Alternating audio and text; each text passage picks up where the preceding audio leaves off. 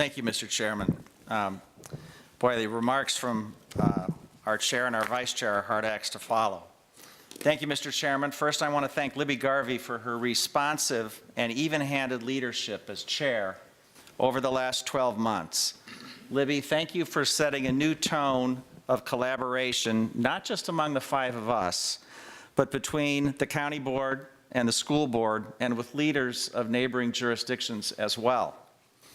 Second, I was so encouraged in 2016 to be joined by my energetic new colleagues, Christian Dorsey and Katie Crystal, who I have to say oftentimes rivaled me in asking tough questions and insisting on direct answers, whether from staff or those doing business before the board.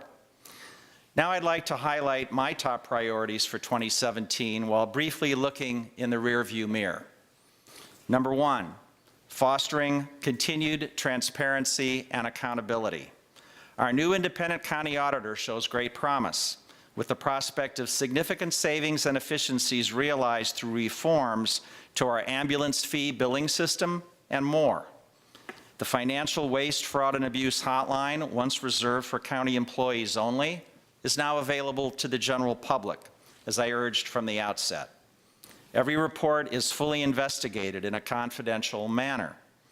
Along with our overdue enhancement of internal audit controls and a fresh, comprehensive risk assessment protocol, the county is poised to further ensure that Arlington taxpayers are truly getting their money's worth. This year, I intend to push for the often talked about but elusive 48-hour rule, whereby all board agenda items and reports are made available to the public and posted on our county website a minimum of 48 hours in advance of deliberation.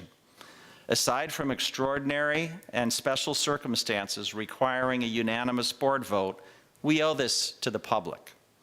And while I congratulate the manager on our new open data portal, I look forward to a searchable inventory of our literally hundreds of county consultants and contractors who the county does business with is everybody's business and in real time. Number two, controlling taxes, spending, and the budget. We live in an uncertain period, as has been referenced today, and we must be mindful of the likelihood of tightening fiscal pressures from Washington and Richmond alike. As Governor McAuliffe has announced state spending reductions and cutbacks in the face of slower than expected economic growth, so too must Arlington be prepared to tighten its belt while ensuring that our schools, metro, parks, public safety, and our social safety net have the funds needed to honor commitments to every single Arlingtonian. Now is not the time to spend upwards of $90 million on a Disney-like gondola to Georgetown while current modes of public transit have been neglected.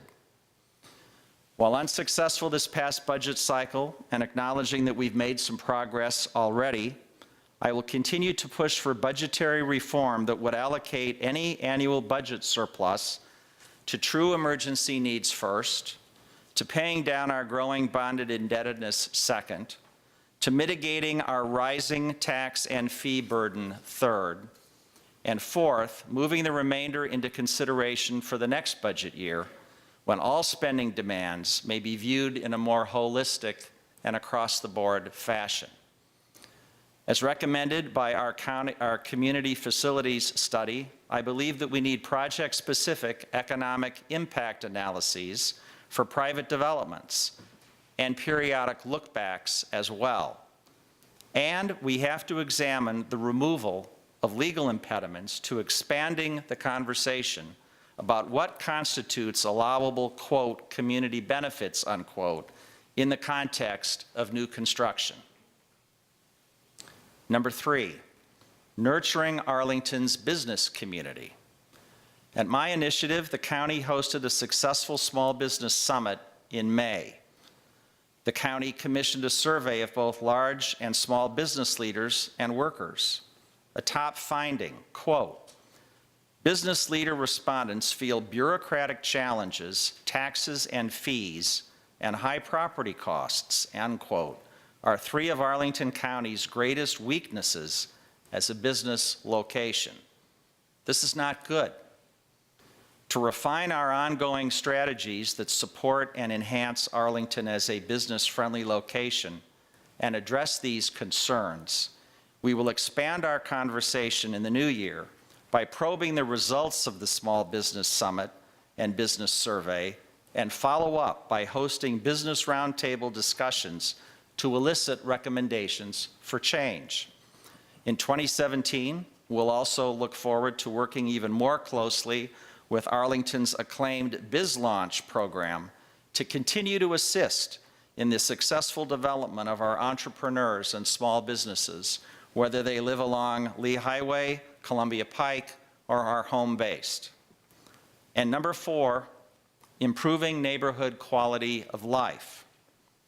I look forward to working with our dozens of civic associations and neighborhood groups, from Bellevue Forest to Barcroft and from Madison Manor to Knock, on everything from streetlight repairs to road work to Pike Transit enhancements, combating blighted properties, and maintaining our parks and fields.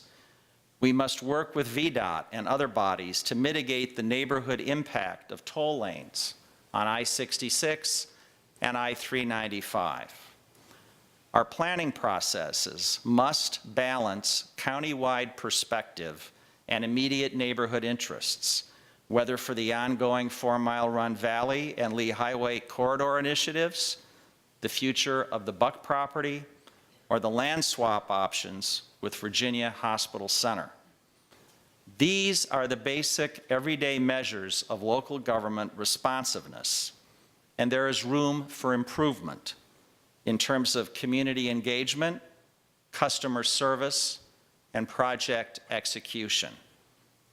I'm ready for an exciting and productive 12 months and look forward to working with everyone in this room and roughly 219,925 other Arlingtonians. Let's get to work. Thank you.